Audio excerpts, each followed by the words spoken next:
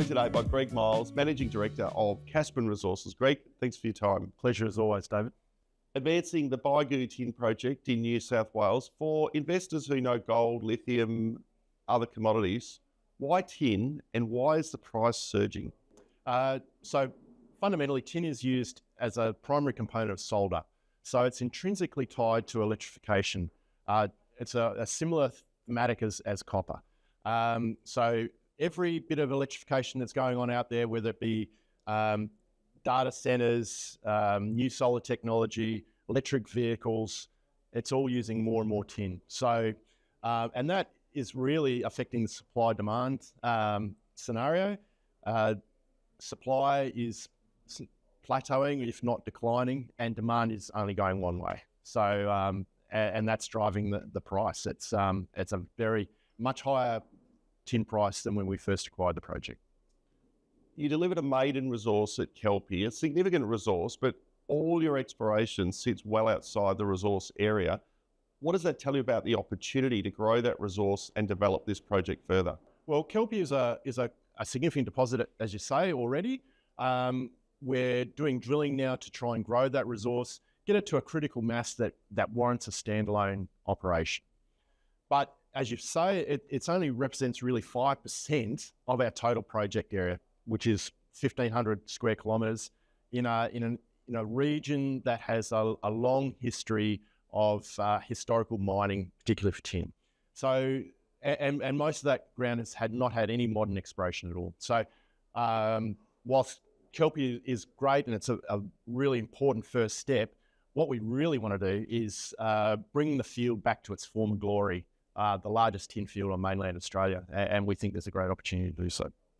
An outstanding hit rate from drilling in 2026, 11 holes, all hit tin mineralisation. Firstly, it obviously helped you understand the model, so you achieved what you hoped to achieve, but did it help you unlock further your understanding of this zone? Absolutely. So I guess we're testing a new model with this program. We've slowly altered the drilling orientation to what we think is now optimal. So it's really pleasing that we're starting to get results back that support that new model. And we're stepping out well beyond the resource envelope. Latest results out included a step out over 75 metres from the existing resource. I think in that particular part of the resource, we've probably doubled the strike. So that's really encouraging. It's really important that it's high grade. We're aspiring to be Australia's highest grade open pit tin project in Australia or on the ASX. But even some of the low grade hits that we've hit inside the existing pit shell are important because at the moment that's considered waste. So it's clearly not. So that's another positive.